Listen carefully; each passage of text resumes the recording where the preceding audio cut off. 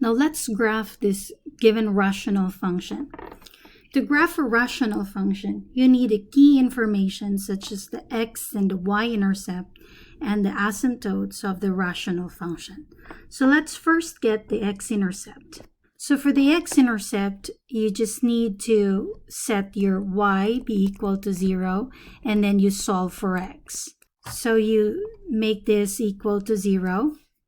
You have 0 equal to 4x squared divided by x squared minus 9. Again, if this expression here is equal to 0, that's a rational function equal to 0. For this to be true, that means that the numerator is equal to 0. So this implies that 4x squared is equal to 0. Now 4x squared is equal to 0 only when x is equal to 0. Or you could solve for x here by dividing both sides of the equation by 4. You get x squared equal to 0 over 4, and that is equal to 0. So therefore, from here, x is equal to 0. Next, we compute for the y-intercept. The y-intercept is the intersection at the y-axis. Now, to compute for this, you're just going to set x be equal to 0, and then you solve for y. So setting x equal to 0, we have 4 times 0 squared divided by 0 squared minus 9, and that is equal to 0. So your y, in this case, is equal to 0. So the y-intercept is 0. Next is we compute for the asymptotes. So for the vertical asymptotes, we're just going to get the zeros of the denominator. So we factor the denominators, the denominator of the function, x squared minus 9. You have x squared minus 9. You factor that into x minus 3 times x plus 3. And then you equate this to 0. And then you solve for x. So each factor, if this product here is equal to 0, that means either one of these factors is equal to 0. That means x minus 3 is equal to 0, or x plus 3 is equal to 0. And that would imply that x is equal to 3 or x is equal to negative 3. And then you check whether these values of x here makes the numerator also equal to 0. Now, if x is equal to 3, x squared is just 9. 9 times 4 is 36, so that's not 0. Similarly, when x is equal to negative 3, negative 3 squared is 9 times 4 is 36 and not equal to 0. So both of these two values of x here are our vertical asymptotes. So these are our vertical asymptotes. Then we compute for the horizontal asymptotes. Now for the horizontal asymptote, you just compare the degree in the numerator and the degree in the denominator. The degree in the numerator is 2, and the degree in the denominator is also 2. So since the degree for both numerator and denominator are the same, they're equal. Therefore, the horizontal asymptote is just the ratio of the coefficients of the leading term. So the leading term, the coefficient of the leading term in the numerator is 4, and in the denominator, it's equal to 1. So the horizontal asymptote in this case is the line y equal to 4.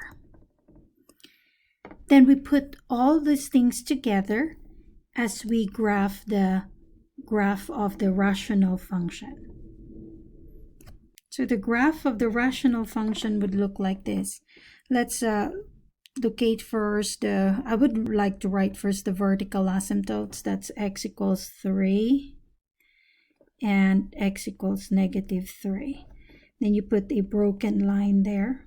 This is your vertical asymptote. The horizontal asymptote is the line y equals 4. So 1, 2, 3, 4. So then you make a broken line here. And then you locate the intercepts. We have the x-intercept and the y-intercept. They're all at 0, 0. So you have 0, 0 here. And now, since we have this as our x and y-intercept, then, and this is our vertical asymptote and the horizontal asymptote, then our graph will then approach our vertical asymptote here. So it goes, or it approaches, the curve will then approach this line here, and the same here too. Now for this part here, we can decide whether the graph is located here or here by probably choosing another point after x equals 3. Or another way also to look at it is that since we know that the graph would only intersect our x-axis once, it would only intersect at 0, 0 according to our solution here. So definitely the graph will not touch the x-axis anymore. So it will not be on this side here of the region. So that means that the graph, the other part of the graph is located here. But you can confirm this by evaluating a point, probably when x is equal to 4, and see if you find that above y equals 4. And I'm pretty sure if you plug in x equals 4 here, you will get a number greater than 4. And similarly, that would also be the graph, that part of the graph of the function. So this is the graph of the function 4x squared divided by x squared minus 9. Next, let's graph the rational function f of x equal to negative 2 over x squared minus 1. We begin by computing for the x-intercept. The x-intercept is the value of x when y is equal to 0. So that is 0 equal to negative 2 divided by x squared minus 1. So since the sign here, you can put that either in the numerator or in the denominator. In this case, I'll just put it beside negative 2. And then now, in this case, this will only be equal to 0 if the numerator here is equal to 0. As explained, negative 2 is always negative 2, and that cannot be equal to 0. So therefore, from here, since negative 2 cannot be equal to 0, so we have no x-intercept. And next, we have the y-intercept. For the y-intercept, we're just going to set x to be equal to 0 and solve for y. So we have negative 2 over 0 squared minus 1. That is equal to negative 2 over negative 1.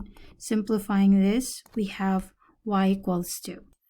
That means that the y-intercept here is 0, 2, the point 0, 2. Next, we compute for the asymptotes.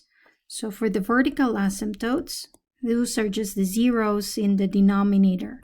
So we get the denominator, and then we equate that to 0, and then we solve for x. So this one implies x squared is equal to 1. That means x is equal to plus or minus 1. And then we check whether this value of x here makes the numerator also equal to 0. In that case, if the values of x here or the zeros of your denominator also make the numerator equal to 0, that is not a vertical asymptote but a hole on the graph.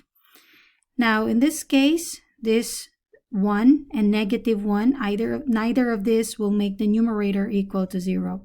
So both of these two lines are our vertical asymptotes. And then for the horizontal asymptotes, we just compare the degree in the numerator and the degree in the denominator. In the numerator, we don't have a variable, therefore the degree here is 0. and in the denominator, the degree is 2. So since the degree in the numerator is less than the degree in the denominator, that means that the horizontal asymptote is the line y equals 0, or that is the x-axis. And then now let's go ahead and plot this on a Cartesian coordinate system. So we will graph first the asymptotes, the vertical asymptotes. We have x equals 1,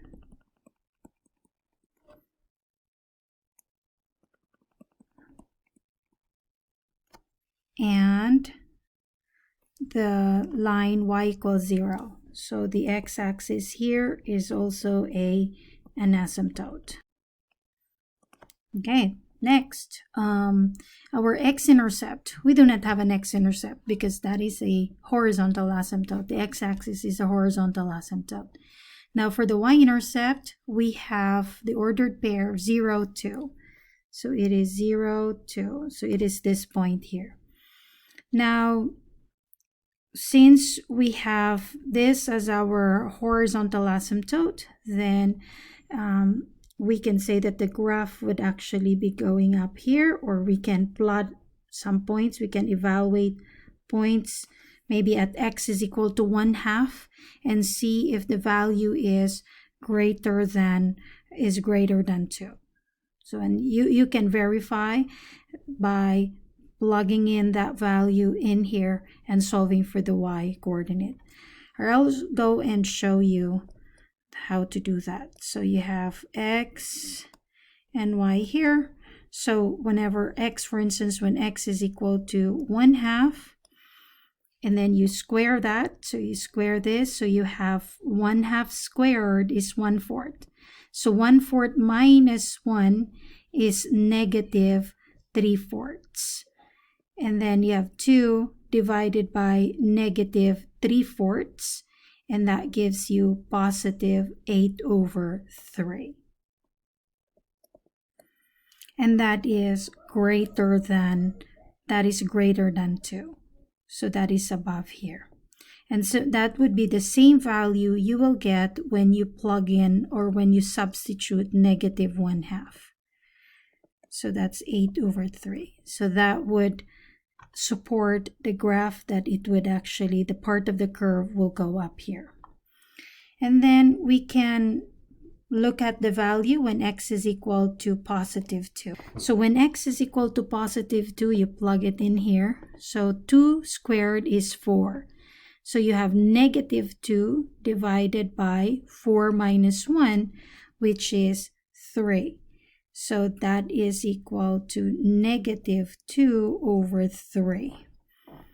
Negative 2/3. So that means your y value is negative 2/3. So it's below this point here. So negative 2/3. So that would then tell you that the graph on this part can be located here, and it would just approach those asymptotes. So the asymptotes you have. So the graph would then look like this. Okay. And similarly, when x is equal to negative 2, you will also get the same value, which is negative 2/3. And that is a point on this region here. That would then suggest that the graph is located below the x-axis here, or in that region. So this graph, is the graph of the function negative 2/x² minus 1.